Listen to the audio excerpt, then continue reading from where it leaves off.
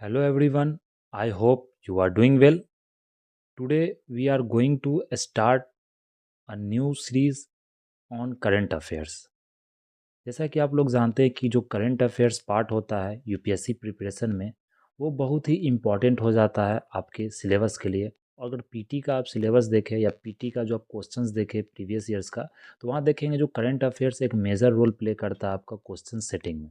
तो क्वेश्चन बहुत जितना भी क्वेश्चन पूछा जाता है, चाहे वो पॉलिटी से रिलेटेड हो, चाहे वो किसी तरह का हिस्ट्री से रिलेटेड हो या साइंस टेक से रिलेटेड हो, या बोल सकते हैं कि वो इन्वायरमेंट से रिलेटेड हो, वो जो सारा क्वेश्चंस होता है वो मेनली 1-2 साल के अंदर अंतराल में जितने भी करंट अफेयर्स जो कंटेम्प्रेरी इश्यूज है उसी से रिलेटेड आपको स्टैटिक पार्ट को भी लिंक करके पूछा जाता है। तो इस तरह का क्वेश्चंस करंट अफेयर्स द्वारा सेट किया, मतलब मेनली करंट अफेयर से रिलेटेड क्वेश्चंस आपको सेट किया जाता है। तो यह जो सीरीज होगा, यह जो हमारा लेक्चर होगा, ये मेनली करंट अफेयर्स को ध्यान में रखते हुए लेक्चर हमने यहाँ पर शुरू किया है। तो यह लेक्चर हम लोग इसमें पीटी 365 को देखेंगे, जो एक बहुत इंपॉर्टेंट डॉक्यूमेंट है, बहुत इंपॉर्टेंट बोल सकते हैं, एक बुक है जो कि रिलीज़ किया जाता है मेनली विजन आईएएस कोचिंग द्वारा। तो विजन आईएएस की जितनी टीम है, जितने कोचिंग संस्थान है विजन आईएएस के, वो मतलब इस चीज़ को पब्लिश करते हैं। तो विजन आईएएस का यह मटेरियल है पीटी 365, जो हम लोग देखेंगे बहुत इंपॉर्टेंट है। अगर देखें मार्केट में भी तो इसका बहुत डिमांड होता है, विजन का जो 365 उसके लिए स्टूडेंट पूरे साल वेट करते हैं, क्योंकि जो करंट अफेयर्स का जो सबसे अच्छा जो कंटेंट माना जाता है वो विजन आईएएस का ज़्यादा अच्छा कंटेंट माना जाता है। तो ये विजन आईएएस का पूरा जो कंटेंट होगा वो हम लोग यहाँ पर डिस्कस करेंगे। और इस जो करंट अफेयर्स का जो सीरीज होगा ये सब्जेक्टिव वाइज होगा। जो ये पीटी 365 का जो ये पूरा सीरीज होगा, ये आपको सब्जेक्ट वाइज होगा। जैसे अभी विजन ने रिलीज़ किया है पॉलिटी एंड गवर्नेंस का पूरा बुकलेट। तो पॉलिटी एंड गवर्नेंस का किया, ये अभी 6 महीना का रिलीज़ किया गया, अप्रैल से अक्टूबर तक का। तो ये दो सीरीज में, 2 पार्ट 3 पार्ट में विजन द्वारा रिलीज किया जाएगा। तो अभी फर्स्ट पार्ट रिलीज हुआ है पॉलिटी एंड गवर्नेंस का। जो इंपॉर्टेंट इशू है आपको अप्रैल 2024 से, वो पूरा इशू हम लोग यहाँ पर क्या करेंगे, डिस्कस करेंगे। जैसे आप यहाँ पर देख सकते हैं PT 365 polity classroom study method, ये क्या अप्रैल 2024 से अक्टूबर 2024 तक। तो ये पॉलिटी एंड गवर्नेंस का ये पूरा आपको लेक्चर होगा। इसमें हम लोग जितने भी कंटेंट्स विजन द्वारा जो दिया गया वो कंटेंट्स यहाँ हम लोग पहले देख लेते हैं, उसके बाद ये पूरा डिस्कशन हम लोग का आगे बढ़ेगा। तो ये बहुत इंपॉर्टेंट पार्ट हो जाता है आपका प्रीलिम्स के लिए। और पीटी से बहुत सारे क्वेश्चंस, मैक्सिमम 50 क्वेश्चंस तक टच कर जाता है आपको करंट अफेयर से। तो इसलिए इस लेक्चर को आप लोग अटेंड करें और इसे मतलब अच्छे तरीके से देखें। तो क्या होगा कि जो इंपॉर्टेंट फैक्ट्स है, जो इंपॉर्टेंट कंसेप्ट है, वो हम लोग यहाँ डिस्कस करेंगे और ये आसानी से आपको याद भी रहेगा। तो सबसे पहले अगर हम यहाँ शुरू करते हैं सिलेबस पार्ट से, तो क्या क्या इसमें कंटेंट, क्या क्या टॉपिक्स इसमें दिया गया है, तो ये देख सकते हैं। सबसे इम्पोर्टेंट इस बार का जो मेन जो डिबेटेबल जो टॉपिक था इलेक्शंस रहा, जैसे वन नेशन वन इलेक्शन। तो वन नेशन वन इलेक्शन से रिलेटेड जितने भी करंट अफेयर, जितने भी कंटेम्प्रेरी इशूज़ हैं, वो यहाँ डिस्कसन होगा। तो जैसे इलेक्शंस में आप देख सकते हैं साइमल्टेनियस इलेक्शन हो गया, स्टेट इलेक्शन कमीशन इसके अंदर आ गया, फिर डिलिमिटेशन कमीशन के बारे में देखेंगे, ईवीएम वीवीपैट के बारे में देखिए, मॉडल कोड ऑफ कंडक्ट हो गया, लोकसभा का इलेक्शंस हो गया, जितने भी आर्टिकल्स हैं। तो ये देख सकते हैं एक टॉपिक को फर्दर टॉपिक्स में डिवाइड किया गया, तो फर्दर सब टॉपिक्स में से डिवाइड किया गया। तो इसी में आपका इंपॉर्टेंट आर्टिकल हो जाता है। क्योंकि अगर पिछले साल का भी क्वेश्चन देखेंगे पीटी 3 इसका यूपीएससी का, अगर क्वेश्चन आप प्रीवियस ईयर्स का 2024 प्रीलिम्स का देखें, तो उसमें भी इस तरह का क्वेश्चन पूछा गया था। जो इंपॉर्टेंट जैसे पार्ट का भी उसने पूछ दिया था कि मतलब जो मेनली इलेक्शन कमीशन कौन से पार्ट से रिलेटेड है, या जो हम लोग कॉन्स्टिट्यूशन अमेंडमेंट की बात करते हैं वो कौन से पार्ट से रिलेटेड है। तो उस तरह का क्वेश्चन आपसे पूछा जाता है। तो वो जो न्यूज़ में होता है उसी से जो रिलेटेड जो करंट अफेयर्स हो, जो रिलेटेड जो टॉपिक्स होता है, वही टॉपिक्स आपको स्टैटिक से लिंक करके पूछा जाता है। चाहे इलेक्शन कमीशन के बारे में पूछ दिया गया हो, चाहे प्रेसिडेंट के बारे में पूछ दिया गया हो, तो ये एक यूनिवर्सल टॉपिक है और इससे रिलेटेड पूरा साल आपको न्यूज़ रहता है। तो ये हमारा इंपॉर्टेंट यहाँ पर डिस्कशन होगा।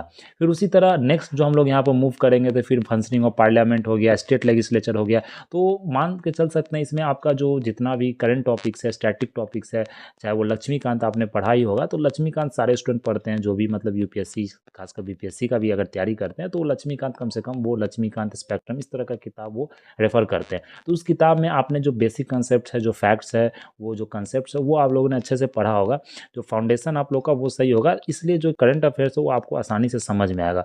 अब बाकी जो जो इम्पोर्टेंट इसमें जो टर्मिनोलॉजी आता है, चाहे प्रेसिडेंट के बारे में आ रहा है, चाहे वो गवर्नर के बारे में आ रहा है, चाहे किसी तरह इमरजेंसी के बारे में आ रहा है, तो उसे आप फिर लक्ष्मीकांत से रेफ़र कर सकते हैं, वहाँ पर आप उसे पढ़ के अच्छे से समझ सकते हैं। तो इसमें जो इम्पोर्टेंट टॉपिक्स होगा, जो करंट अफेयर रिलेटेड होगा, वही हम लोग यहाँ डिस्कस करेंगे, जो इम्पोर्टेंट फैक्ट्स होगा। क्योंकि ये फैक्चुअल इन्फॉर्मेशन ज़्यादा इंपॉर्टेंट रहता है। अगर देखें तो यूपीएससी अब क्या कर रही है, जो क्वेश्चन जो आपको पूछ रही है, तो वो स्टैटिक और फैक्चुअल पार्ट दोनों को मिक्स कर रही है। तो कंसेप्ट से आपसे पूछा जा रहा है और फैक्ट से पूछा जा रहा है, तो उस तरह का क्वेश्चन अब फॉर्म किया जाता है। तो चलिए आगे हम लोग डिस्कस करते हैं। टॉपिक आगे डिस्कशन होगा तो उसी तरह से पता चल जाए कौन कौन सा टॉपिक आपको यहाँ दिया गया है। तो सबसे पहले अगर यहाँ पर हम लोग फर्स्ट टॉपिक की बात करें, तो फर्स्ट टॉपिक आपको इलेक्शंस है।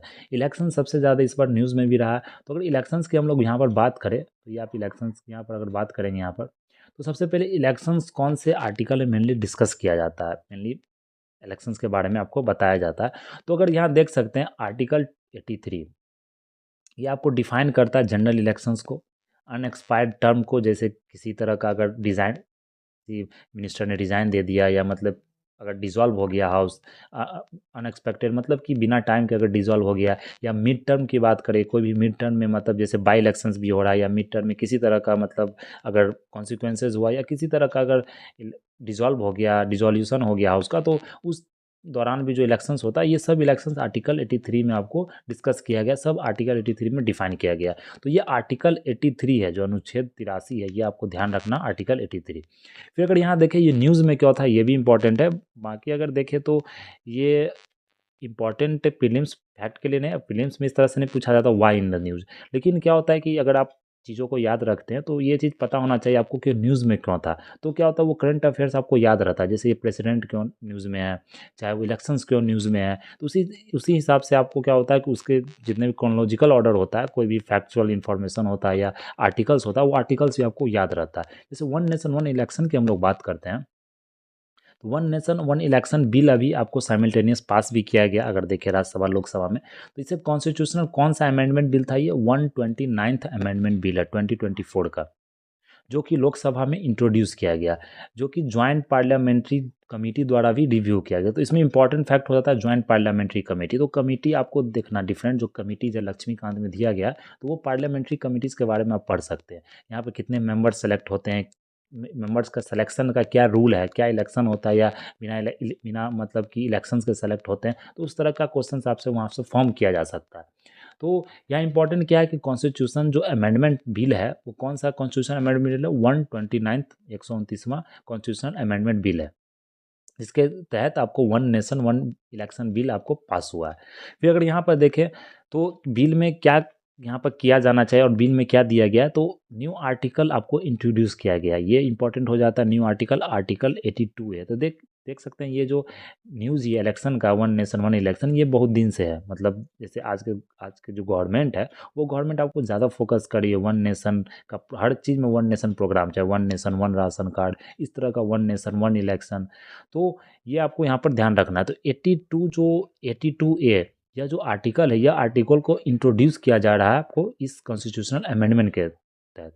तो ये आर्टिकल 82 क्या कर रहा था, इसमें साइमल्टेनियस इलेक्शंस के बारे में यहाँ पर बात होगा, जिसमें कहा जा रहा है, election commission will conduct general election for Lok Sabha also and all state legislative assembly simultaneously. तो जो लोकसभा का इलेक्शन होगा और राज्यसभा ने लोकसभा और स्टेट लेजिस्लेटिव असेंबली का, या विधानसभा का, या मतलब लोकसभा का, वो इलेक्शन एक साथ कराया जाएगा।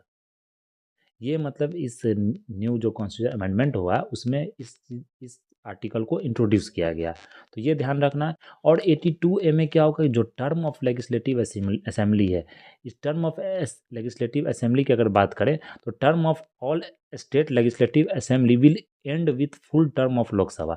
तो जो जैसे क्या होता है कि आज के समय भी देखें तो लोकसभा के इलेक्शन अलग हो रहा है, डिफरेंट स्टेट का इलेक्शन, अभी जैसे अभी देखें बिहार में इलेक्शन होने वाला है, चाहे देखें अभी तो वहाँ दिल्ली में इलेक्शन होने वाला है। तो इस तरह क्या हो रहा है कि स्टेट का इलेक्शन किसी और समय हो रहा है, और पिछले साल आपको 18th लोकसभा का इलेक्शन हुआ। तो क्या होगा कि जब यह आर्टिकल, यह मतलब जो अमेंडमेंट इंट्रोड्यूस कर दिया जाएगा, यह बिल जब एक्ट बन जाएगा, तो इसके तहत क्या होगा कि जो अब जो इलेक्शन होगा, नेक्स्ट टर्म में या मतलब उससे आगे वाला टर्म में, तो फिर क्या होगा कि जो इलेक्शन साइमल्टेनियसली होगा और डिसॉल्यूशन भी जो अगर हाउस का होगा तो वो मतलब एक ही साथ होगा। जब लोकसभा का डिसॉल्यूशन होगा तभी आपको स्टेट लेजिस्लेटिव असेंबली का भी डिसॉल्यूशन हो। तो ये चीज़ आपको यहाँ पर ध्यान रखना है। फिर अगर आर्टिकल 83 हम लोग देख लिया कि इसमें इलेक्शंस के बारे में, अनएक्सपायर्ड टर्म या by election, mid term election, इसके बारे में पूरा डिफाइन किया जाता है। फिर यहाँ देखें तो when Lok Sabha dissolve before full 5 term, मतलब 5 साल से पहले अगर लोकसभा डिजॉल्व हो गया, जैसे नो कॉन्फिडेंस मोशन पास हो गया या किसी मतलब कारणवश आपको डिजॉल्व हो गया, तो क्या होता है जो बचा हुआ समय होता है, period between date of dissolution and expiry of full terms, जैसे 2 साल का टर्म बचा हुआ है, तो उस 2 ही साल के लिए आपको जो नया इलेक्शन होगा या नया मतलब कि लोकसभा का जो नए मेंबर्स नियुक्त किए जाएंगे या मतलब जो नॉमिनेट होंगे या मतलब इलेक्टेड होंगे, तो वो उतना ही दिन का टर्म होगा वो। ये आपको ध्यान रखना, वो टर्म वहाँ से 5 साल नहीं चलेगा, वो उतना ही दिन का चलेगा। फिर अगर वहाँ देखें तो मिड टर्म इलेक्शंस भी आपको होगा लोकसभा में, new Lok Sabha shawl be constituted only for unexpired term, तो अनएक्सपायर्ड टर्म के लिए ही मतलब वो आपको न्यू लोकसभा का फॉर्मेशन होगा। तो ये चीज़ आपको यहाँ पर ध्यान रखना। तो ये आर्टिकल सब ज़्यादा इंपॉर्टेंट हो जाता है आपके लिए, क्योंकि आर्टिकल से पूछा जा सकता है कि which article deals with simultaneous election, या स्टेटमेंट के फॉर्म में पूछा जा सकता है इलेक्शंस को लेकर। तो फिर अगर जैसे नेक्स्ट आर्टिकल देखें तो क्या किया जाएगा, सिर्फ इसी आर्टिकल को अमेंड या इसी आर्टिकल को इंट्रोड्यूस नहीं किया जाएगा, इसमें कुछ आर्टिकल्स को अमेंड भी किया जाएगा। अमेंड भी किया जाएगा, वो अमेंडमेंट जो होगा वो मतलब अगर आप अमेंडमेंट पढ़े होंगे तो आपने देखा होगा कुछ अमेंडमेंट सिंपल मेजोरिटी से होता है, कुछ अमेंडमेंट स्पेशल मेजोरिटी से होता है। तो स्पेशल मेजोरिटी आपने देखा उसमें भी बहुत सारा कैटेगरी होता है, चाहे वो स्पेशल मेजोरिटी 1 हो, 2 हो, 3 हो, तो इस तरह का कैटेगरी होता है इसमें। किसी में 2/3 ऑफ प्रेजेंट एंड वोटिंग होता है, किसी में 2/3 ऑफ टोटल स्ट्रेंथ होता है। तो इस तरह का अमेंडमेंट आपने पढ़ा होगा। तो ये अमेंडमेंट जो आर्टिकल 172 है इसमें अमेंडमेंट किया जाएगा।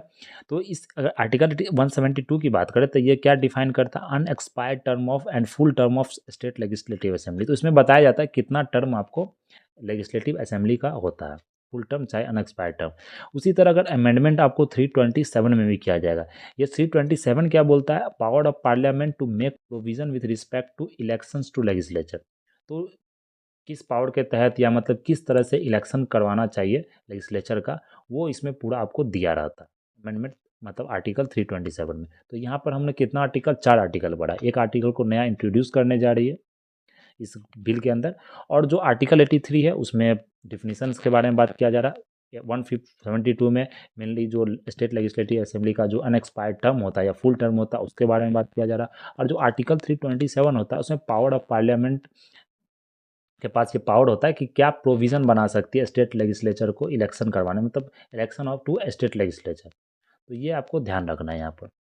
फिर अगर साइमल्टेनियस इलेक्शंस की हम लोग बात करें तो इसे लोग समझ रहे हैं कि एक जनरल इलेक्शंस होगा जिसमें मतलब लेजिस्लेटिव असेंबली के मेंबर और जो मतलब लोकसभा के मेंबर है वो दोनों एक साथ नियुक्त होंगे, नहीं इस तरह से नहीं है। जो साइमल्टेनियस इलेक्शन का यहाँ पर does not mean that voting across the country for all election needs to happen on a single day, मतलब एक ही दिन इलेक्शन होगा। कहने का मतलब है कि इलेक्शन अगर हो रहा है तो फेज बाय फेज होगा, एक ही दिन नहीं कि आप वही मेंबर जाके लोकसभा के मेंबर कोई चुन रहे, वही मेंबर जाके फिर आपको स्टेट लेजिस्लेटिव असेंबली मेंबर कोई चुन रहे, नहीं वैसा नहीं होगा। मतलब एक फेज में होगा, जैसे आज लोकसभा का इलेक्शन हो रहा है तो मतलब 10 दिन 20 दिन ऐसे करके आपको एक फेज वाइज में इलेक्शन होगा। फिर अगर यहाँ देखें जो साइमल्टेनियस इलेक्शन होगा लोकसभा और विधानसभा का, वो आपको 1951 से 52 में आपको ये पूरा मतलब एक पिछले समय में भी इस तरह का इलेक्शंस कंडक्ट कराया गया है साइमल्टेनियस इलेक्शंस। तो ये एग्जांपल आपसे पूछा जा सकता है, इस तरह का क्वेश्चंस भी फॉर्म किया जा सकता है पीटी में। तो ये ध्यान रखने वाला बात है यहाँ पर कि जो साइमल्टेनियस इलेक्शन होगा लोकसभा और विधानसभा का, वो आपको पिछला बार जो हुआ था जो पास्ट में, तो वो 1951-52 में हुआ था, एक 1957 में हुआ था, एक 1962 में हुआ था और एक 1967 में। तो ये 4 आपको ध्यान रखना है यहाँ पर, क्योंकि अगर आप प्रीवियस क्वेश्चंस देखें तो उसमें यह पूछा गया था कि जो डिलिमिटेशन कमीशन कितना वह फॉर्म हुआ था। तो अगर इस तरह का क्वेश्चन यूपीएससी या भी डिफरेंट स्टेट के हिसाब से पूछ सकता है, तो ये भी क्वेश्चन बन सकता है कि साइमल्टेनियस इलेक्शन जो पास्ट में कितना बार हुआ था, मतलब तो ये आपको ध्यान रखना पड़ेगा यहाँ पर। 1951 51 में, फिर 57 में, तो ये 5-5 साल का डिफरेंस पे ऐसे करके याद रखते हैं। 51 + 5 57 में। फिर आपको यहाँ देखें तो यहाँ पर अगर 5 जोड़ दे तो 62 हो गया, फिर 62 5 67, तो ये 4 आपको एक कंटिन्यूअस मतलब इलेक्शंस आपको हुआ था साइमल्टेनियस। तो ये चीज़ आपको ध्यान रखना है। लेकिन ये फिर साइकिल जो था ये डिसरप्ट हो गया, क्योंकि क्या हुआ था, स्टेट असेंबली का कुछ कुछ प्री मैच्योर डिजोल्यूशन हो जाता है किसी कारणवश। नो कॉन्फिडेंस मोशन पास हो सकता है, या किसी तरह का रेजिग्नेशन हो गया किसी मिनिस्टर का, या मतलब जो मेन चीफ मिनिस्टर है। तो इस तरह के जो रीजन से क्या हुआ था, प्री मैच्योर डिजोल्यूशन हो गया था। और ये लोकसभा का भी एक प्री मैच्योर डिजोल्यूशन 1970 में हो गया था। उसके कारणवश क्या हुआ कि यह जो पूरा साइकिल था, ये साइकिल पूरा डिस्टर्ब हो गया। तो फिर उस साइकिल को गवर्नमेंट यहाँ कंटिन्यू करना चाहती है, फिर से उस तरह का मतलब बिल आपको गवर्नमेंट यहाँ पास कर रही है। तो इसमें ये सब आपको इंपॉर्टेंट फैक्ट होता है। जो यहाँ पर हाईलाइटेड पार्ट्स है वो ज़्यादा इंपॉर्टेंट है आपके लिए exam, from exam point of view. Moving to the next part, यहाँ पर देख सकते हैं जो bodies that recommended simultaneous election. कुछ कुछ क्या होता है यहाँ पर कि जैसे कभी कभी क्या होता है कि कुछ कुछ बॉडीज़ के बारे में आपको पूछ दिया जाता है, कौन से रिकमेंडेड बॉडी है, या कौन सा कमिटी के अंदर इस चीज़ को रिकमेंड किया गया है, कौन इसके चेयरपर्सन है। तो वो चीज़ आपको ध्यान रखना है। तो सबसे पहले अगर वन नेशन वन इलेक्शन की हम लोग बात करें, वन नेशन वन इलेक्शन की बात करें, तो ये जो चेयरमैनशिप है, जो मतलब मेनली जो कमेटी फाउंड किया गया, इस कमेटी जो गवर्नमेंट द्वारा बनाया गया, सेंट्रल गवर्नमेंट द्वारा, वो कमेटी किसके अंदर काम करती है, कमेटी के हेड कौन है, कौन इस कमेटी को हेड कर रहे हैं। तो वो कर रहे हैं फॉर्मर जो हमारे ऑनरेबल प्रेसिडेंट थे रामनाथ कोविंद जी, उनके द्वारा ये कमेटी को हेड किया जा रहा है। तो यहाँ पर आपको यहाँ पर ध्यान रखना है, श्री रामनाथ कोविंद जी। ये तो सभी जानते हैं क्योंकि ये न्यूज़ में ही था, पूरा साल ही न्यूज़ में था, श्री रामनाथ कोविंद। ये चीज़ आपको याद रखना है। तो वन नेशन वन इलेक्शंस के हम लोग यहाँ पर बात कर ली, जितना भी जो मतलब इंपॉर्टेंट जो पॉइंट्स था। अगर यहाँ पर जो रिकमेंडेड जो बॉडीज था, जो बॉडी ने रिकमेंड किया, तो यहाँ देख सकते हैं रिपोर्ट, लॉ कमीशन का जो रिपोर्ट था 1999 में, उसने भी इस चीज़ को रिकमेंड किया था। पार्लियामेंट्री स्टैंडिंग कमेटी का रिपोर्ट भी 2015 में, वो भी रिकमेंड किया था यहाँ पर। फिर national commission to review the working of the constitution 2002, उसने भी इस चीज़ को रिकमेंड किया था। फिर working paper of NITI Aayog 2017, इसने भी इस चीज़ को रिकमेंड किया था। तो ये आपको ध्यान रखना किस किस द्वारा यह रिकमेंड किया गया था। ये भी क्वेश्चन बन सकता है, लेकिन ये ज़्यादा इंपॉर्टेंट है। ज़्यादा इंपॉर्टेंट यहाँ हम लोगों ने कहा ना, जिस तरह से पूछा गया था, वो प्रीवियस क्वेश्चन से पैटर्न पता चल जाता है कि क्या क्या यूपीएससी आपको क्वेश्चन पूछ सकती है। फिर हमारा जो नेक्स्ट है स्टेट इलेक्शन कमीशन। तो यह न्यूज़ में क्यों थी, क्योंकि कैग जो कर्नाटका का रिपोर्ट था, वहाँ कैग का जो रिपोर्ट होता है कंट्रोलर एंड ऑडिटर जनरल का, तो उसने वहाँ देखा था कि जो स्टेट इलेक्शन कमी था, स्टेट इलेक्शन कमीशंस की बात करें, तो उसने डिले कर दिया था इलेक्शंस को, जितनी लोकल बॉडीज। क्योंकि स्टेट इलेक्शन कमीशन का काम क्या होता है कि वो, जैसे इलेक्शन कमीशन का काम क्या होता है कि वो जो इलेक्शन आपको करवाती है, तो वो पूरे प्रेसिडेंट का इलेक्शन, वाइस प्रेसिडेंट का इलेक्शन, राज्यसभा का इलेक्शन, लोकसभा का इलेक्शन और स्टेट लेजिस्लेटिव असेंबली का इलेक्शन, ये इलेक्शंस कंडक्ट करवाया जाता है इलेक्शन कमीशन द्वारा। लेकिन जो स्टेट इलेक्शन कमीशन होता है, वो सिर्फ कंडक्ट आपको करवाती है ग्राम पंचायत का इलेक्शन हो गया, लोकल बॉडीज़ का इलेक्शन, चाहे वो म्यूनिसपैलिटी की बात करें, चाहे वो पंचायत की बात करें। तो ये आपको यहाँ पर ध्यान रखना है, स्टेट इलेक्शन कमीशन का रोल क्या होता है।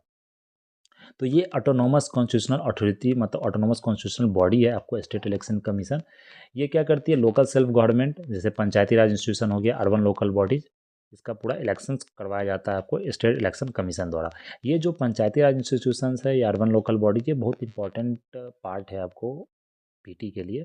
और यूपीएससी का अगर देखें सिलेबस का भी ये पार्ट है, क्योंकि जो लोकल सेल्फ गवर्नमेंट है उससे आपको क्वेश्चन हर एक साल पूछा जाता है पंचायती राज से। तो ये आपको ध्यान रखना है, इसमें जितने भी कमिटीज़ हैं, जितने भी मेंबर्स हैं, किन किन मेंबर्स का क्या क्या रिकमेंडेशन था, चाहे वो बलवंत राय मेहता कमेटी हो, जैसे बैग्स से अब याद रख सकते, बलवंत राय मेहता कमेटी, अशोक मेहता कमेटी, फिर जीवी राव कमेटी, फिर आपको मतलब इस तरह की पूरा कमेटी है जो आपको यहाँ पर ध्यान रखना है। तो ये पूरे कमेटी का क्या क्या रिकमेंडेशंस था, कौन कौन सा इसमें एक नेसेसरी जो आर्टिकल होता है, जो मतलब काम आपको करवाना है, एक वॉलंटरी होता है, एक मतलब कंपलसरी होता है। तो इस तरह के डिफरेंसेस है इसमें, तो वो आपको यहाँ पर ध्यान रखना होगा। तो ये स्टेट इलेक्शन कमीशंस में ये चीज़ इंपॉर्टेंट है, ये आप मतलब लक्ष्मीकांत रेफर करके वहाँ से आप पढ़ सकते हैं इसको। फिर हमारा नेक्स्ट अगर देखें, तो जो 73rd and 74th constitutional amendment हुआ था, इस अमेंडमेंट के तहत क्या हुआ था कि जो कॉन्स्टिट्यूशनल स्टेटस दिया गया था, 73rd and 74th constitutional amendment था, in this amendment what was given, the constitutional status was given to panchayati raj institution and to municipality bodies, to municipal bodies, local bodies. तो ये एक्ट 1992 द्वारा कॉन्स्टिट्यूशन दिया गया था, स्टेट इलेक्शन कमीशन को भी constitutional body के तहत माना गया था। फिर जैसे अगर देखें तो ये गार्डगिल कमेटी द्वारा यहाँ पर रिकमेंड भी किया गया था, जो स्टेट इलेक्शन कमीशन का जो गठन हुआ, जो कॉन्स्टिट्यूशनल बॉडी बनाया गया, ये किस कमेटी द्वारा आपको मेनली रिकमेंड किया गया था? ये गार्डगिल कमेटी द्वारा रिकमेंड किया गया था। तो ये चीज़ आपको यहाँ पर ध्यान रखना है। फिर अगर नेक्स्ट देख ले तो देख सकते हैं एक टॉपिक्स में कितने सारे फैक्चुअल इन्फॉर्मेशन होते हैं। ये विज़न का एक अच्छा मतलब इनिशिएटिव है कि वो इस तरह का मटेरियल आपको मार्केट में लाती है, इस तरह का मतलब पब्लिश करती है कि इस तरह का कि क्या-क्या मतलब इसमें जो इम्पोर्टेंट पार्ट्स है उसको डिस्कस करते हैं। तो यहाँ से पूरा आपका एक पूरा जो होल बोल सकते हैं मतलब पूरे साल का जो एक डिस्कशन होता है, पूरे साल का जो करंट अफेयर्स होता है, जो आपने जैसे आपने न्यूज़ पढ़ा तो न्यूज़ क्या होता है, आप एक दिन याद रखते हैं कि आज आपने पेपर पढ़ा तो वो दिन 2-3-4 दिन में क्या होता है कि जो फैक्चुअल इन्फॉर्मेशन है वो आप मतलब भूलने लगते हैं। भले आपको मतलब न्यूज़ का जो मेन क्रक्स था वो क्रक्स याद रह जाता है, बाकी आप मतलब जो फैक्चुअल इन्फॉर्मेशन वो भूलने लगते हैं। तो ये क्या है एक मतलब प्रोसेस है, एक मतलब बोल सकते हैं एक डॉक्यूमेंट है जिससे आप पढ़ के कम से कम उस चीज़ को रिकॉल कर सकते हैं, उस चीज़ को आप रिवाइज़ कर सकते हैं। ध्यान ज़्यादा मतलब कि एक एग्ज़ाम के लिए कि आपका एक अच्छा मतलब यहाँ से मटेरियल मिल जाता है। तो ये मतलब विज़न का एक अच्छा इनिशिएटिव भी है।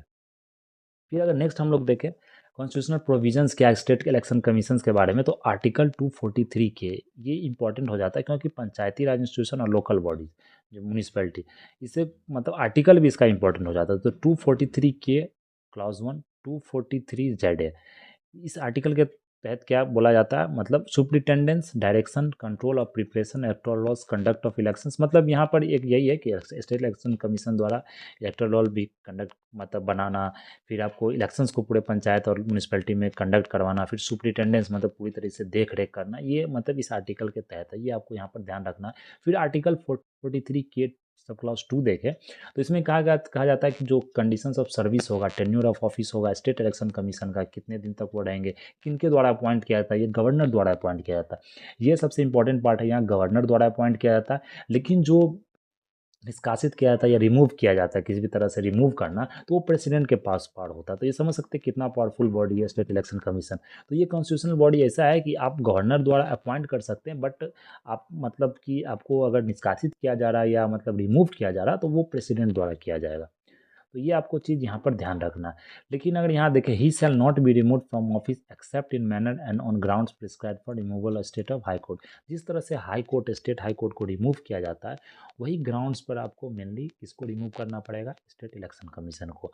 अगर आप इलेक्शन कमीशन की बात करें तो उसे किस ग्राउंड पर रिमूव करना पड़ता है, on the grounds on the basis of which supreme court जजेस आर रिमूव, मतलब सुप्रीम कोर्ट के जज जिस कारणवश या मतलब जिस तरह तरीके से उनको रिमूव किया जाता है उसी तरीके से आपको यहाँ पर रिमूव करना पड़ेगा किसी स्टेट इलेक्शन कमीशन को, जिस तरह से हाई कोर्ट के जज को रिमूव किया जाता है। तो ये एक कंपेरिजन है, ये एक एनालॉजी है जो कि यहाँ पर इस मटेरियल में दिया गया है। फिर अगर देखिए फंक्शंस क्या होता है स्टेट इलेक्शन कमीशन का, तो वो पता ही है आपको।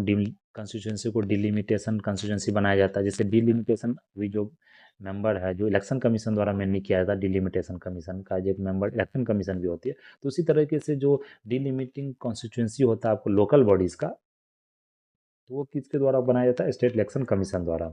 फिर अगर देखें तो इलेक्टोरल लॉज भी बनाया जा रहा है। फिर रिजर्वेशन ऑफ सीट जो SC ST OBC local bodies में क्या सीट्स होगा, क्या एससी का सीट्स है, पॉपुलेशन के हिसाब से डिसाइड किया जाता है। फिर बहुत सारे डिस्प्यूट जो होता है लोकल बॉडी इलेक्शंस का वो भी स्टेट इलेक्शन कमीशन द्वारा ही डिसाइड किया जाता है। डिस्क्वालिफिकेशन का चाहे मैटर्स हो या मतलब कैंडिडेट्स का डिस्क्वालिफिकेशन का मैटर्स हो, चाहे देखें तो गवर्नर को भी एडवाइस दिया जाता है matters related to conduct of local body election. तो गवर्नर को अपॉइंट कर दिया तो गवर्नर द्वारा ही मतलब बोल सकते हैं कि एडवाइस आपको प्रोवाइड कराया जाता है गवर्नर को, क्या मतलब कि इलेक्शंस हो सकता है या नहीं हो सकता। तो इस तरह का आपको फैक्ट्स यहाँ पर ध्यान रखना है। तो ये सब इंपॉर्टेंट नहीं होता, मेनली जो इंपॉर्टेंट आपको यहाँ पर फैक्चुअल इन्फॉर्मेशन है, चाहे वो आर्टिकल्स की बात करें, चाहे वो मतलब क्या प्रेसिडेंट मतलब रिमूव करती है या प्रेसिडेंट अपॉइंट होता है, अपॉइंट किसके द्वारा किया जाता है, ये सब फैक्चुअल इन्फॉर्मेशन आपके लिए ज़्यादा इंपॉर्टेंट है from the prelims point of view. फिर अगर नेक्स्ट हम लोग अगर मूव करें तो नेक्स्ट दे सकते हैं डिलिमिटेशन कमीशन। एक ही टॉपिक में क्या होता है कि यहाँ डिस्कशन ज़्यादा हो जाता है, तो ये डिस्कशन को शॉर्ट कर सकते हैं, लेकिन शॉर्ट करेंगे तो क्या होगा, जो कंसेप्चुअल पार्ट है वो कंसेप्चुअल पार्ट यहाँ पर आपका छूट जाएगा। अगर लाइन बाय लाइन इस चीज़ को पढ़ने लगे तो फिर क्या होगा, वो मतलब 15-20 मिनट में पूरा डॉक्यूमेंट ही यहाँ पर पूरा जो लेसन है वो ख़त्म हो जाएगा। इसलिए हम क्या कर रहे हैं यहाँ पर जो फोकस जो एरिया है जो समझने की बात है, चाहे वो आप किस बुक से रेफ़र कर सकते हैं, वो चीज़ों को भी क्या कर रहे हैं हम लोग यहाँ डिस्कस कर रहे हैं। तो उससे आपको क्या होगा कि एक रिटेंशन जो पावर है वो रिटेंशन दिमाग में ज़्यादा देर रिटेन रहेगा। याद रहेगा वो चीज़, तो इसलिए हम लोग इस पर ज़्यादा फोकस कर रहे हैं। तो नेक्स्ट है डीलिमिटेशन कमीशन। तो डीलिमिटेशन कमीशन में क्या होता है यहाँ पर, सुप्रीम कोर्ट ने अभी किशोरा चंद्र चंगल राठौड़ केस, ये केस आपको ध्यान में रखना है। भले आप अगर मेंस लिख रहे हैं तो मेंस के लिए इंपॉर्टेंट हो जाता है। मेंस में जो इंपॉर्टेंट जजमेंट्स है सुप्रीम कोर्ट से रिलेटेड, वो जजमेंट्स आपको, वो केसेस जो रिसेंटली सुप्रीम कोर्ट ने दिए हैं वो केसेस याद रखना पड़ता है। चाहे वो पुराना भी केस हो, जैसे केशव नंदा केस हो, शंकरी प्रसाद पे केस हो, चाहे गोलकनाथ का केस हो, तो इस तरह का केसेस आपको रेफर करना पड़ता है आपके मेंस आंसर राइटिंग में। बाकी अगर देखिए यूपीएससी के पीटी का एक क्वेश्चन पेपर कितने जितने भी आप प्रीवियस ईयर करते तो वहाँ केसेस से रिलेटेड कोई भी क्वेश्चन नहीं पूछा गया आज तक, क्योंकि उस तरह के डिटेल में यूपीएससी आपको क्वेश्चन पूछती नहीं। तो ये केसेस आपको यहाँ पर ध्यान रखना, पर फिर भी from information point of view, मतलब नॉलेज के लिए, तो आप देख सकते हैं किशोर चंद्र चंगल लाल राठौड़ केस में क्या किया गया था, सुप्रीम कोर्ट द्वारा हेल्ड किया गया था, constitutional courts have the power to review orders of delimitation commission if an orders is manifestly arbitrary. अगर किसी तरह से डिलिमिटेशन कमीशन का अगर कोई भी अगर जांच या मतलब डिलिमिटेशन कमीशन जो रिपोर्ट बनाती है, अगर रिपोर्ट में थोड़ा-सा कुछ मतलब एक तरह से बोलते हैं धांधली हो सकता है या किसी तरीके से मतलब ऊँच-नीच हो सकता है, तो वो रिपोर्ट को सुप्रीम कोर्ट रिव्यू कर सकती है। होता है ना कुछ मतलब इल-विल, कुछ पॉलिटिकल पावर हो गया या किसी तरह का चीज़ हो गया। तो एक ये चीज़ बताया गया है कि मतलब अगर कॉन्स्टिट्यूशन की हम बात, कॉन्स्टिट्यूशन में ये चीज़ बताया गया है कि डिलिमिटेशन कमीशन का जो रिपोर्ट होता है, वो रिपोर्ट को आप चैलेंज नहीं कर सकते किसी भी मतलब सुप्रीम कोर्ट में या किसी भी हायर कोर्ट्स में। लेकिन यह मतलब सुप्रीम कोर्ट ने अभी नया जजमेंट दिया, उसमें बोला है कि चैलेंज तो हो सकता है, लेकिन वो आर्बिट्रेरी ग्राउंड पर आप चैलेंज उसको कर सकते हैं अगर वो मतलब किसी मतलब जानबूझकर उस रिपोर्ट को मतलब गलत बनाया गया या किसी तरह से छेड़छाड़ किया गया। तो इस तरह का आया है न्यूज़ में, इसलिए ये डिलिमिटेशन कमीशन इंपॉर्टेंट है। तो अगर डिलिमिटेशन कमीशन की बात करें, इसका रोल क्या होता है?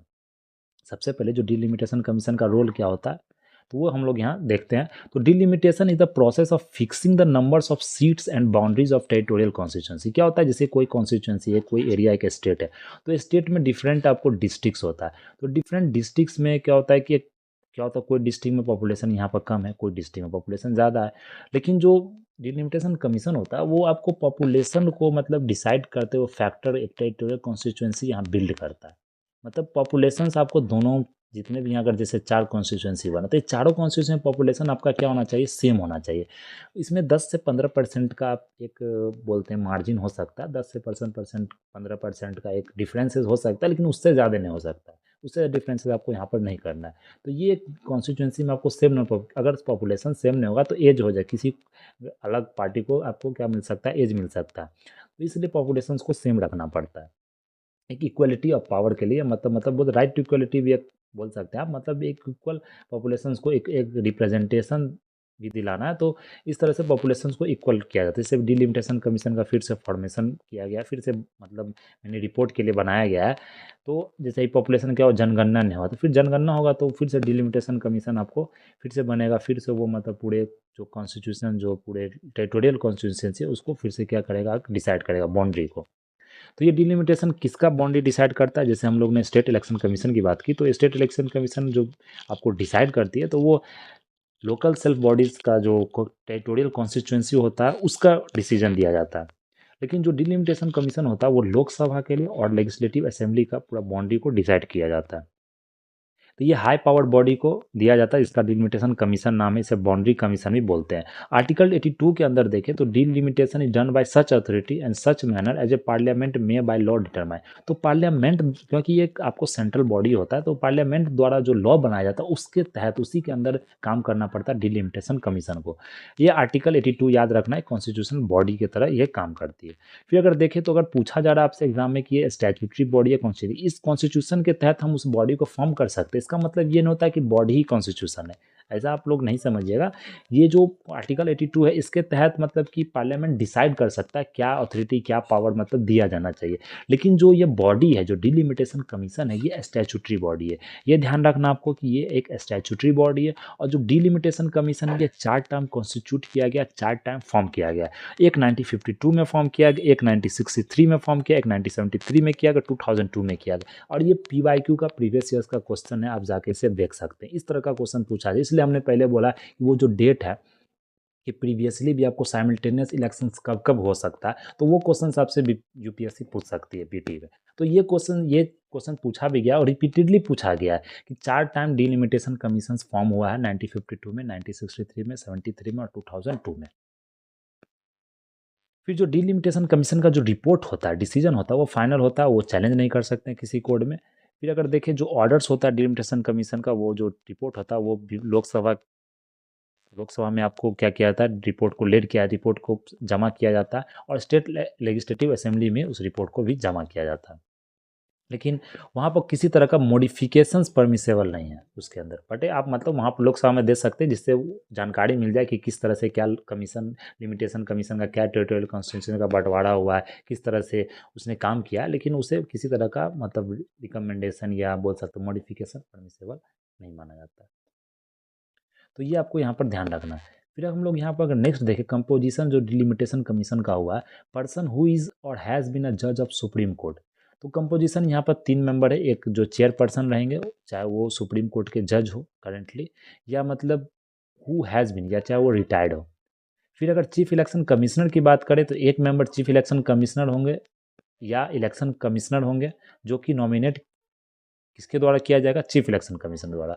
फिर एक state election commissioner of the concern state, उस स्टेट जैसे कि आप बिहार का कॉन्स्टिट्यूंसी डिटरमाइन करें, टेरिटोरियल कॉन्स्टिट्यूंसी, तो बिहार का स्टेट कमीशन का आपको मेंबर को वहाँ पर रखना पड़ेगा। तो ये चीज़ आपको ध्यान रखना है। तो ये 3 मेंबर से बॉडी पूरा आपको कंपोजिशन किया गया है। तो ये इंपॉर्टेंट हो जाता है कंपोजिशन ऑफ डिलिमिटेशन कमीशन।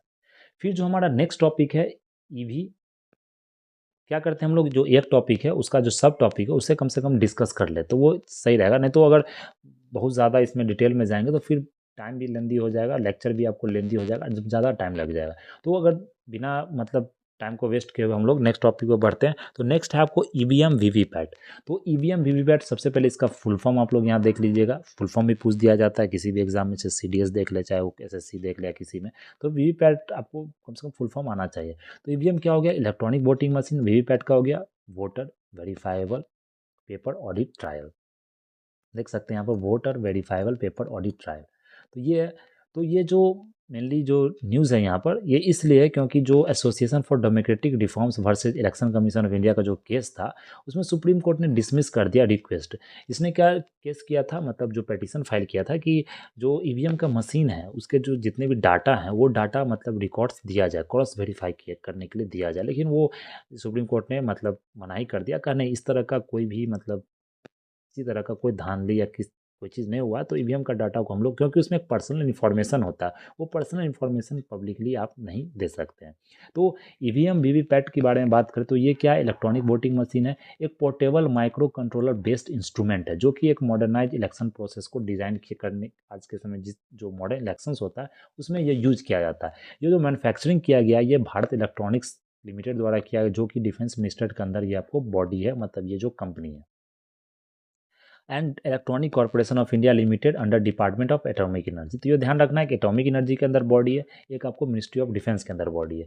और जो फर्स्ट स्टेट था जिसने वीवीपैट यूज़ किया था विथ ऑल ईवीएम्स, ये 2017 का जो लेजिस्लेटिव असेंबली इलेक्शन हुआ था गोवा स्टेट में, उसमें ये यूज किया गया था। और VVPAT was were fully deployed in 2000 Lok Sabha election में, पूरी तरह से डिप्लॉय किया, क्योंकि स्टेट में देखें तो गोवा में किया गया था। और जो लोकसभा के इलेक्शंस की बात करें तो 2019 में जो लोकसभा इलेक्शन है उसमें वीवीपैट का पूरी तरह से यूज किया गया था। फिर अगर जर्नी देखी ईवीएम और वीवीपैट का, तो फर्स्ट जो ईवीएम यूज किया गया था, ईवीएम की अगर बात करें तो 1982 में ही यूज किया गया था। ये आपको केरला में यूज किया गया था। 1989 में देख लो रिप्रेजेंटेशन ऑफ पीपुल एक्ट 91 को अमेंड कर किया गया, उसमें ईवीएम का यूज को परमिट आपको दिया गया। फिर 2004 में क्या हुआ कि जो जनरल इलेक्शंस में पूरी तरीके से आपको ईवीएम का यूज होने लगा। फिर 2013 में सुप्रीम कोर्ट ने मैंडेट कर दिया कि वीवीपैट का भी यूज करना है अलॉन्ग विथ दिस ईवीएम, जो कि एक सुब्रमण्यम स्वामी इलेक्शन कमीशन का केस था। फिर 2019 में क्या हो कि सुप्रीम कोर्ट ने रूल किया कि एन चंद्रबाबू नायडू वाला जो केस हुआ था उसमें कि 5 ईवीएम्स आपको पर असेंबली कॉन्स्टिट्यूंसी और असेंबली सेगमेंट में पार्लियामेंट्री कॉन्स्टिट्यूंसी में वीवीपैट वेरिफिकेशन आपको मतलब किया जाना चाहिए। जैसे किसी भी कॉन्स्टिट्यूंसी में बहुत सारा वीवीएम मशीन है, वीवीएम पैट मशीन, तो मशीन में कम से कम को 5 ईवीएम्स को आपको वहाँ पर क्या कर सकती है, वेरीफाई कर सकती है। अगर मतलब किसी भी रिजल्ट का अगर जैसा लग रहा है कि कोई तरह का धांधली हुआ या किसी तरह का कुछ मतलब कोई भी गलत काम हुआ है, वीवीपैट में छेड़खानी, कोई की भी छेड़खानी किया गया है, किसी तरह का अगर मतलब कि धोखाधड़ी या हुआ है, तो उस चीज़ को वहाँ पर क्या कर सकती है, वेरीफाई कर सकती है। तो ये मतलब 2019 का केस था आपको। तो वीवीपैट क्या होता है कि एक बैलेट यूनिट होता है, जो वीवीपैट में जो यूनिट क्या है, एक वीवीपैट होता है, कंट्रोल यूनिट होता है, बैलेट यूनिट होता है। जैसे आपने अगर वोट दिया होगा, वोट सबने दिया होगा, तो उसमें क्या होता है, एक पूरा एक मशीन होता है, जैसे हम लोग यहाँ पर देख लें, यहाँ वो मशीन का फिगर नहीं लिया हूँ मैं, फिर भी अगर देखें तो एक मशीन होता है, यहाँ पर अगर देखेंगे आप वोट देंगे तो यहाँ पे एक फिगर आपको निकल कर आता है, ये पूरा एक हुआ, इसमें आपको बहुत सारा साइन बना होता है। तो आपने कोई भी अगर यहाँ बटन क्लिक किया, कोई बटन को दबाया, तो फिर क्या होता है, यहाँ पर आपको एक स्लिप दिखता है, और स्लिप में आपको कुछ सेकंड के लिए, 5 सेकंड 10 सेकंड के लिए आपको दिखेगा आपने वोट सही किया कि नहीं किया। वो एक वेरीफाइड ऑडिट ट्रायल होता है, जो कि एक ऑनलाइन होता है पूरा, मतलब ऑनलाइन क्या बोल सकते हैं, बैटरी पर चलने वाला एक मशीन होता है। तो ये कीबोर्ड विथ 16 बटन्स पूरा फंक्शन होता है, कंट्रोल यूनिट्स होता है, मास्टर यूनिट हो गया। फिर वीवीपैट क्या हो गया, वेरीफाइड देयर वोट में वेरीफाई करता है कि वोटर्स ने कास्ट किया वोट, जिससे वो चाहता था वोट करना। ये फुललेस ट्रांसपेरेंसी लाता है वोटिंग सिस्टम में। इससे क्या होता है, कॉन्फिडेंस बढ़ता है आपको वोटर्स को रिप्रेजेंटेटिव्स के खिलाफ, या मतलब बोल सकते हैं एक डेमोक्रेसी में क्या होता है, एक जो भी रिप्रेजेंटेटिव सेलेक्ट होता है, तो एक कॉन्फिडेंस होना चाहिए पब्लिक के पास, जो मेजोरिटी से जिस पार्टी को वो चुन के ला रही है आपको, राज्यसभा चाहे लोकसभा या स्टेट लेजिस्लेटिव असेंबली में। तो इस तरह का एक कॉन्फिडेंस, एक ट्रांसपेरेंसी, एक अकाउंटेबिलिटी आता है इस तरह का इलेक्ट्रॉनिक चीज़ यूज करने में।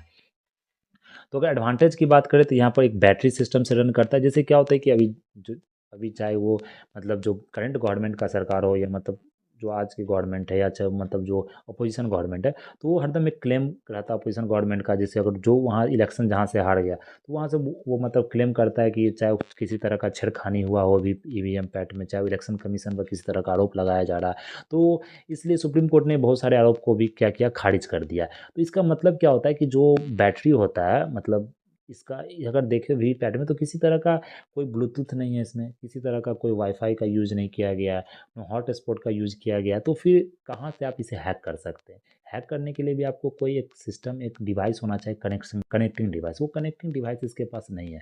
तो ये बैटरी पर, सिंपल एक बैटरी पर रन करता है आपको, जो कि एक एक्सटर्नल पावर सप्लाई से आप इसे कनेक्ट ही नहीं कर सकते हो, तो हैक का कोई बात ही नहीं। जैसे आपने पढ़ा होगा एक मतलब जो, अगर आपने पढ़ा होगा, जूस करके एक रहता है, मतलब जो आज के समय में हो रहा है, जैसे कोई भी पब्लिक प्लेस पर कोई भी प्लग लगा हुआ, मतलब किसी तरह का, तो वहाँ पर क्या होता है, यूएसबी चार्जर में एक तरह का वायरस डाल दिया जाता है, जो कि आपके सिस्टम को हैक कर लेती है। जूस जैकिंग जिसे बोलते हैं, हाँ, वो हम लोग ने पढ़ा भी था करंट अफेयर्स में, जूस जैकिंग।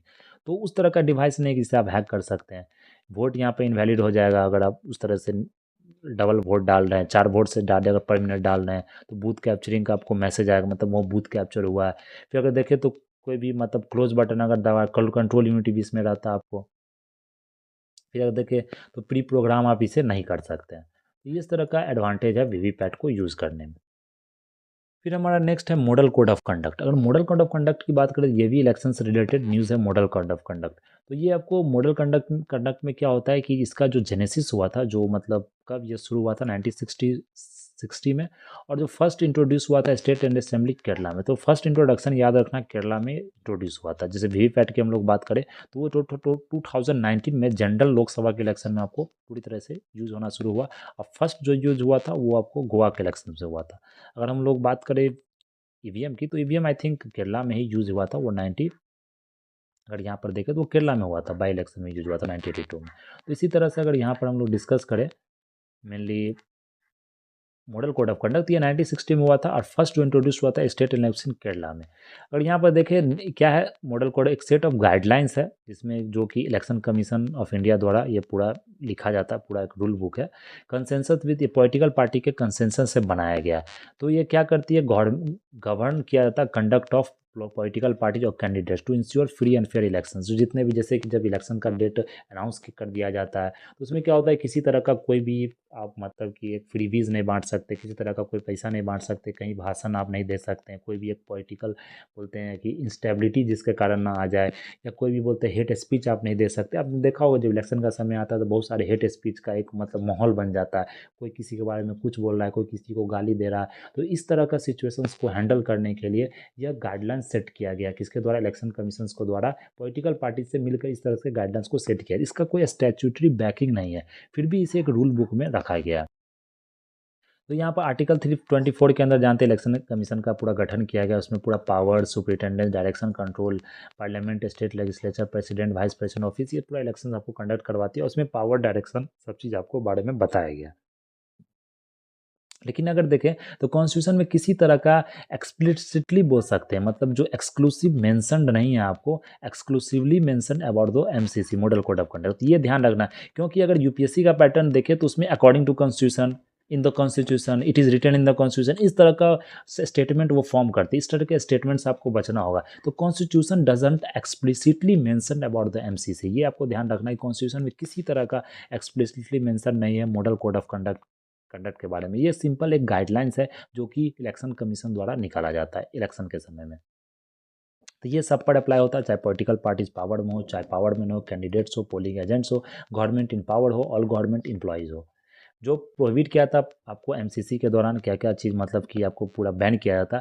कोई भी पॉलिसी, प्रोजेक्ट, स्कीम को आप अनाउंस नहीं कर सकते जब इलेक्शन का डेट अनाउंस हो गया। किसी तरह का एडवर्टाइजिंग या पब्लिक सेक्टर का मनी आप यूज़ नहीं कर सकते। कोई भी एडहॉक अपॉइंटमेंट्स पब्लिक गवर्नमेंट या पब्लिक अंडरटेकिंग्स में नहीं कर सकते हैं। किसी तरह का जो मीटिंग से 48 घंटा पहले जो पोलिंग होने वाला, उसके पहले आप 48 घंटा पहले ये नहीं कर सकते। और एग्जिट पोल का भी इसमें बात किया गया। एग्जिट पोल को भी आप मतलब तुरंत, जैसे इलेक्शन का डेट अभी तक इलेक्शन का रिजल्ट फाइनल हुआ है, एग्जिट पोल का पूरी तरीके से मीडिया में उछाल रहे हैं, तो उस तरह का चीज़ आपको यहाँ पर रोकना पड़ेगा। फिर जो जितनी तरह का गवर्नमेंट रिसोर्स पर आपको बैन लगाना पड़ेगा, चाहे ट्रांसपोर्ट हो, चाहे मशीनरी हो, चाहे कैंपेनिंग हो।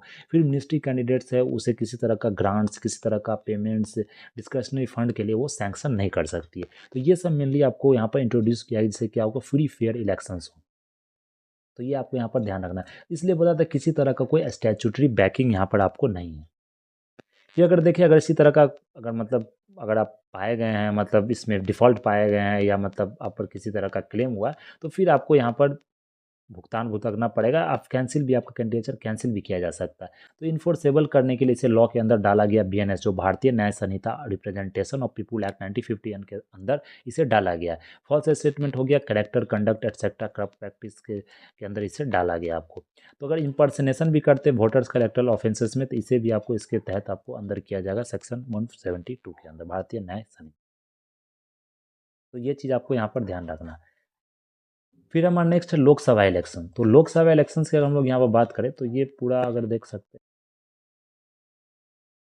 तो ये कुछ और टॉपिक बच गया, जो टॉपिक को हम लोग थोड़ा सा और इसे मतलब कंप्लीट कर देते हैं, ज़्यादा नहीं है। तो यहाँ पर कुछ ज़्यादा समझने की ज़रूरत नहीं है। तो यहाँ लोकसभा इलेक्शंस की बात करें, तो लोकसभा इलेक्शंस आपको हुआ 2024 में इलेक्शंस हुआ, तो उसी के बारे में। तो सिस्टम में इलेक्शंस आप जानते हैं कि मतलब हर एक 5 साल में आपको इलेक्शंस होता है। तो ईच कॉन्स्टिट्यूएंसी से एक रिप्रेजेंटेटिव इलेक्ट होता है, जिसे सिंगल मेंबर कॉन्स्टिट्यूएंसी कहते हैं। जो कैंडिडेट्स को ज़्यादा वोट आता है, वो आपको वो जो मतलब डिक्लेयर किया जाता है उसे, मतलब जो उसने क्या किया उसे सिक्योर्स, मतलब जो होता है उसे इलेक्टेड डिक्लेयर किया जाता है। फिर ये नॉर्मल टर्म 5 ईयर्स होता है। ये 5 ईयर्स कब से होता है? अपॉइंटमेंट डेट से नहीं होता है, ये फर्स्ट मीटिंग से होता है। आफ्टर जनरल इलेक्शंस के बाद जो पहला मीटिंग होता है आपको लोकसभा के अंदर, तो वो मीटिंग के बाद यह 5 ईयर्स जोड़ा जाता है, ये ध्यान रखना। फिर 5 साल के बाद ऑटोमेटिकली डिसॉल्व होता है। प्रेसिडेंट भी आपको डिसॉल्व कर सकता है, मतलब एनी टाइम बिफोर कंप्लीसन, किसी कंप्लीसन 5 साल कंप्लीट होने से पहले ही प्रेसिडेंट डिसॉल्व कर सकता है। या आप किसी इस प्रेसिडेंट अगर डिसॉल्व कर रहा है लोकसभा बॉडी को, तो उसे आप कोर्ट, सुप्रीम कोर्ट चाहे हाई कोर्ट में आप चैलेंज नहीं कर सकते। नेशनल इमरजेंसी हुआ तो एक्सेप्शन है कि उसमें आपको पार्लियामेंट को 1 साल आप बढ़ा सकते हैं, लेकिन 1 साल फिर से अगर बढ़ाना है लगातार पीरियड में, जैसे आपने 5 साल कंप्लीट हुआ, 6 साल आप बढ़ा रहे, 1 साल बढ़ा रहे, तो फिर 1 साल खत्म हुआ, तो फिर आपको क्या करना पड़ेगा, एक मतलब 6 महीने के अंदर फिर आपको मतलब पास करना पड़ेगा, जो बिल पास करना पड़ेगा कि फिर से आप उसे बढ़ा रहे हैं, तो एक ऑर्डिनेंस आपको पास करना पड़ता है। तो ये कंटिन्यू कर नहीं कर सकता 6 मंथ्स के बाद। अगर जैसे कि कोई इमरजेंसी खत्म हो गया, मतलब जो इमरजेंसी का केस था वो खत्म हो गया, तो फिर आप इमरजेंसी का जो जो पूरा था केस, तो वो आपको मतलब 6 महीना का अंतराल के अंदर में आपको ख़त्म कर देना उस चीज़ को। तो ये चीज़ आपको ध्यान रखना है। आर्टिकल 324 टू 29, इसमें आपको पार्ट 15 में ये पूरे इलेक्शंस के प्रोविजंस को बताया गया डिटेल में। तो 324 टू 29 आर्टिकल पार्ट 15, ये प्रीवियसली पूछा भी गया था। फिर अगर नेक्स्ट देखें पार्ट 8, आर्टिकल 329 बी। तो इस आर्टिकल 329 बी के अंदर क्या है कि नो इलेक्शन टू पार्लियामेंट और state legislature shawl B questioned accept through an election petition file by prescribed by law made by the appropriate legislature. तो ये मतलब किसी भी तरीके से आप मतलब जो इलेक्शंस होता है इलेक्शंस को पिटीशन फाइल नहीं कर सकते। लेकिन सुप्रीम कोर्ट ने क्या कहा, अभी एक नया केस आया था उसमें सुप्रीम कोर्ट ने 1952 में ही कहा था कि once election commission officially notify the election process court can not interfere. तो जो इलेक्शंस का प्रोसेस अगर इलेक्शन कमीशन नोटिफाई कर दिया, डेट नोटिफाई कर दिया, तो उसके बाद आप मतलब कोर्ट में नहीं जा सकते। फिर इलेक्शन खत्म हो गया तो जिस कैंडिडेट को कोई दिक्कत हुआ या मतलब किसी वोटर्स को दिक्कत हुआ, कोई इलेक्टर को दिक्कत हो, वो जाके आपको केस फाइल कर सकती है। लेकिन जो ओरिजिनल जुरिस्डिक्शन होता है वो हाई कोर्ट का होता है, ये ध्यान रखना, और हाई कोर्ट का होता है। तो हाई कोर्ट में जाकर आप इसे फाइल कर सकते हैं। अपील लाइक करता है सुप्रीम कोर्ट, लेकिन डायरेक्ट आप सुप्रीम कोर्ट नहीं जा सकते। तो एनी कैंडिडेट एनी इलेक्टर आपको पर्सनली वहाँ पर फाइल कर सकता है। फिर अगर नॉमिनेशन की बात करें इलेक्शन में, यहाँ देख सकते हैं एक इलेक्शन में मतलब क्या हुआ था कि अनअपोज्ड लोकसभा एक मेंबर क्या हुआ था वहाँ पर नॉमिनेशन पेपर उसका मतलब कैंडिडेट का कैंसिल कर दिया गया था। तो मतलब जो सेकंड मेंबर था वो इलेक्टेड हो गया अनअपोज्ड, मतलब उसके खिलाफ कोई आपको मतलब नया कोई पर्सन वहाँ पर खड़ा ही नहीं हुआ। तो 33 जो रिप्रेजेंटेशन है, representation of people act 1951 section 33, उसके अंदर देखें तो वैलिड नॉमिनेशन आपको चाहिए होता है। अगर रिकॉग्नाइज्ड पार्टी से हैं तो अगर आप मतलब कैंडिडेट के लिए खड़ा हो रहे हैं तो एक प्रपोजर चाहिए। अगर इंडिपेंडेंट पार्टी से हैं तो आपको 10 प्रपोजर चाहिए। तो प्रपोजर्स कोई भी हो सकता है, इलेक्टर्स हो सकता है, उस रिस्पेक्टिव कॉन्स्टिट्यूंसी का ही हो सकता है। ये पॉइंट आपके लिए इंपॉर्टेंट है, रिस्पेक्टिव कॉन्स्टिट्यूंसी का ही होना चाहिए। फिर अगर section 33 of representation people of act 1951 देखें तो ये ऑल्सो डील करता है nomination for election of candidates and presentation of valid information. फिर अगर यहाँ देखिए election candidates have right to privacy, तो मतलब ऐसा नहीं कि आप सभी इन्फॉर्मेशन आप इलेक्शन जो कैंडिडेट है उससे जान सकते हैं, लेकिन जो प्राइवेसी है, जो मतलब किसी भी तरह का इरिलीवेंट इन्फॉर्मेशन, वो आप उससे नहीं मान सकते। फिर वो क्या होगा, राइट टू प्राइवेसी को वायलेट करेगा। तो ये चीज़ आपको ध्यान रखना है। फिर रीपोलिंग की अगर हम लोग यहाँ पर बात करें तो रीपोलिंग आप देख सकते हैं फिर से कराया जा सकता है जहाँ पर अगर किसी तरह का नेचुरल कैलेमिटी आ गया, जो कि रिप्रेजेंटेशन 1951, तो ये आपने पढ़ा होगा, रिप्रेजेंटेशन ऑफ एक्ट 1951 और रिप्रेजेंटेशन ऑफ पीपुल एक्ट 1950। इस दोनों में अंदर बहुत सारा एक्ट, बहुत सारा मतलब नियम होता है, रूल्स होता है, वो रूल्स आप ध्यान रखिए क्योंकि ये बहुत न्यूज़ में रहता है।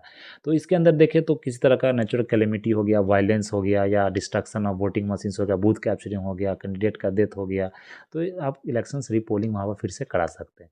एक साइलेंस पीरियड क्या होता है, साइलेंस पीरियड वही हो गया कि जो was observed in the states where Lok Sabha, जहाँ जिस स्टेट में लोकसभा इलेक्शंस हो रहा है उसमें के उस पीरियड को साइलेंस पीरियड बोला जाता है। क्या किसी पॉलिटिकल साइलेंस मीन्स क्या होगा, पूरी तरह से साइलेंस। जैसे जब इलेक्शंस आता है तो पॉलिटिकल पार्टी क्या करती है, सब जगह आपको रैली करना पड़ता है, भाषण देना होता है, वो आपको बंद हो गया, तो पूरा साइलेंट हो गया। तो ban on political campaigning before voting, ये आपको 48 घंटा पहले आपको शुरू होता है वोटिंग। जैसे आज वोटिंग मतलब जैसे परसों वोटिंग है, तो आज से क्या होगा, ये साइलेंस पीरियड आपको शुरू हो जाएगा। इंड्स आफ्टर पोलिंग इट, जब मतलब वोट खत्म होएगा उसके बाद ये साइलेंसिंग पीरियड आपको खत्म हो जाता है।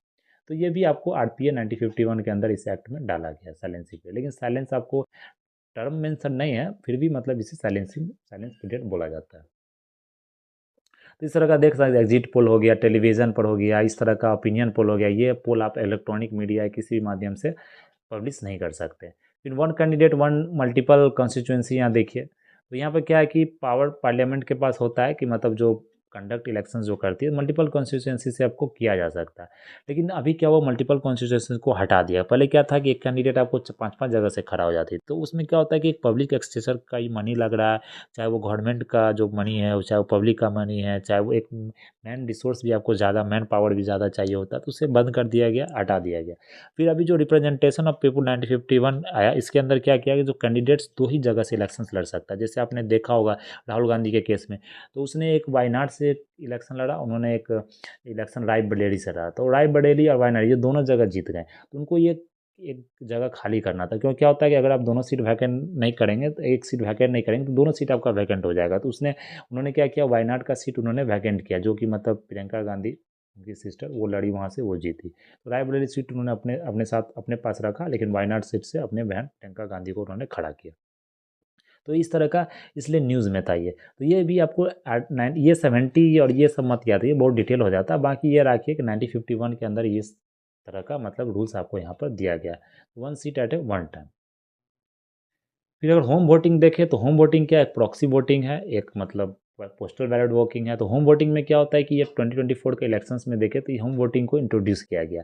ये एक मोटो है, ये election commission no voter is left behind. तो इसमें क्या होगा कि कोई भी वोटर्स है, जैसे भी मतलब जो बेनिफिशियरी कौन कौन से हो गए इसमें, जो PWD पर्सन विथ डिसेबिलिटी, जैसे 40% से ज़्यादा डिसेबल्ड है, सीनियर सिटीजन जो 85, ये क्वेश्चन ही पूछा गया था इस साल का BPSC का, देखे तो 85 साल से जो सिटीजन्स अबव है उनको भी सीनियर सिटीजन्स जो अबव हो उनको सीनियर सिटीजन माना जाता है। तो उनके लिए भी यह पोस्टल बैलेट जो होम वोटिंग का आपको मेन रखा गया है, जो रूल रखा गया है। तो अदर स्टेप्स देखें जिसमें इंक्लूसिव वोटिंग आपको इलेक्शन कमीशन द्वारा कराया जाता है। तो फॉर्म एम को एबोलिश किया गया कश्मीर माइग्रेंट्स में। फिर अगर सीप देखें systematic voters education electronic participation में क्या किया गया कि जितने भी मेंबर्स हैं, जितने भी पीपुल हैं, उनको यहाँ पर सेंसिटाइज किया गया पोलिंग के ऑफिसर्स के लिए, फैमिलीज को, फ्रेंड्स को। फिर अगर यहाँ पर देखें हम लोग propose multi constituency remote electronic voting RBM जो वोटिंग मशीन है उसे भी इंट्रोड्यूस किया गया। तो माइग्रेंट वोटर्स का वोट आपको एक्सरसाइज कर सकता है, लेकिन ये अभी लागू नहीं हुआ, ये प्रपोज किया गया है। यहाँ पोस्टल बैलेट क्या होता है, ये voters being sent by post, जो पोस्ट द्वारा वोटर्स हैं, जैसे कि कोई सर्विस वोटर हो गए, स्पेशल वोटर्स हो गए, इलेक्शन ड्यूटी पर हो गए, तो वो अपने जगह, जैसे इलेक्शन आप अभी वेस्ट बंगाल में चल रहा है और जैसे लोकसभा का इलेक्शन अब कल बिहार में भी है, तो फिर वहाँ से वो वोटिंग कर नहीं सकता, तो उसे क्या करना पड़ेगा, पोस्टल बैलेट का यूज करना पड़ेगा। वो मतलब एक चिट्ठी की तरह होता है, उसमें लिख के आपको देना किस पार्टी को आप देते, फिर वो डायरेक्ट आपको इलेक्शन कमीशन जो मतलब रिटर्निंग ऑफिसर होता है उसके पास जाता है। तो इस तरह का आपको इसे पोलिंग पोस्टल बैलेट बोला जाता है। फिर उसी में एक special vote, special service voters पे आता है। फिर प्रॉक्सी वोटिंग में आता है। प्रॉक्सी वोटिंग में क्या हो गया, जैसे कि हमारे जगह कोई और जाके वोट दे दिया, उसे प्रॉक्सी वोटिंग बोला जाता है।